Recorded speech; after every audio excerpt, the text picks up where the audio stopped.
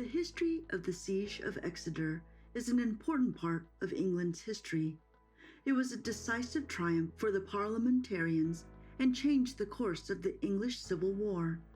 The battle has been shrouded in mystery, but with research and facts, we can piece together this event to get a better understanding of what actually happened.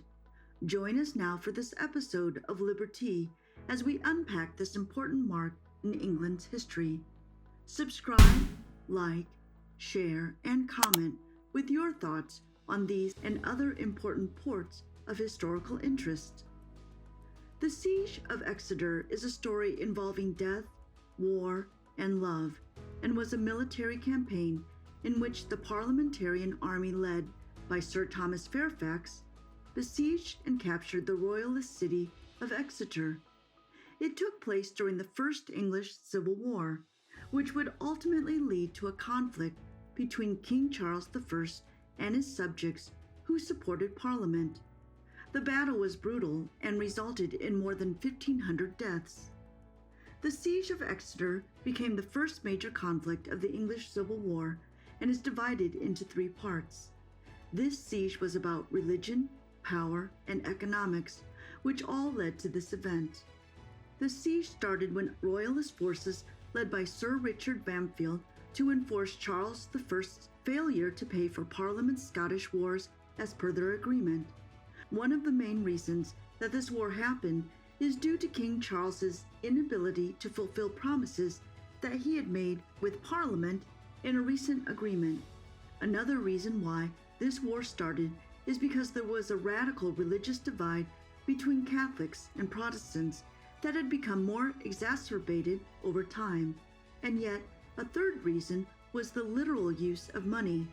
Isn't money always a reason why war too often happens? In this case, there were two different types of currency circulating England at this time. The king's currency, which had no value outside England, and the Parliament's currency, which had value. The Battle of Edge Hill is a 1642 Civil War skirmish. It was the first significant engagement in the English Civil War. On the 23rd October 1642, Royalist forces commanded by King Charles I of England confronted Parliamentarian forces under the Earl of Essex and Sir William Waller near Edge Hill on Kennington Heath, just north of Banbury, in southern Warwickshire. The battle's result left both sides claiming victory, but it would be nearly a year before the king's army would be decisively beaten at the Battle of Naseby. The Battle of Edge Hill, October 1642, and the storming of Bristol, July 1643, are two battles that are not well known, but were both largely important in English history.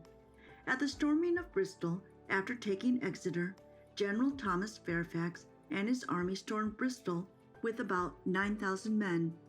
They captured much more than they had anticipated and found a large store of ammunition for their siege guns on arrival. This was an important battle because it marked the end of Royalist resistance in this region near England's southwest coast. The storming of Bristol was another important event in this war, and then events around Northampton followed soon afterwards.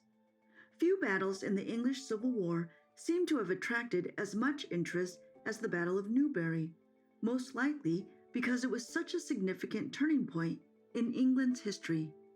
The Battle of Newbury was a military confrontation that took place on the 27th of October 1644 near Newbury, England. This battle marks the end of the final English Civil War. It was one of the first battles to be fought with guns in large quantities and was a conflict of great importance.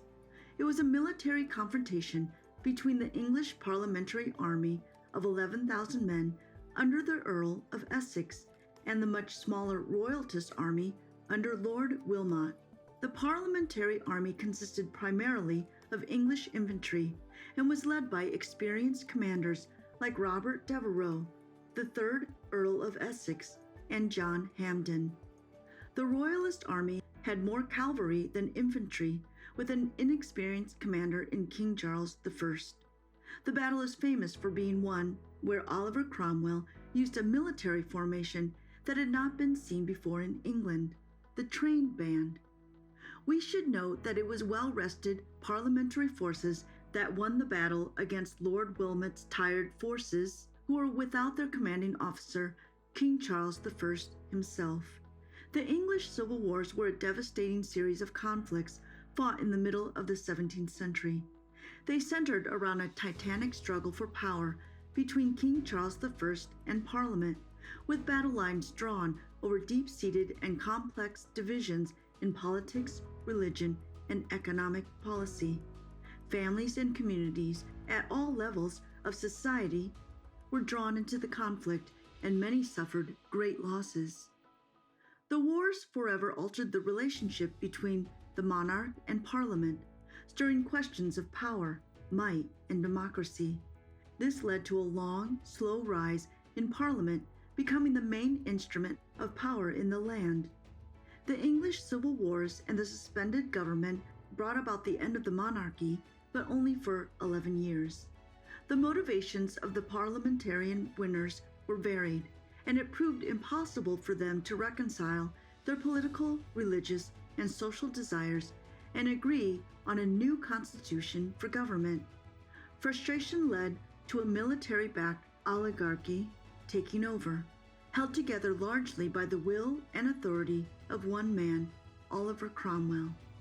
With its strict moral code and political infighting, the new government was unable to satisfy the people at large that it was a better alternative to a monarch.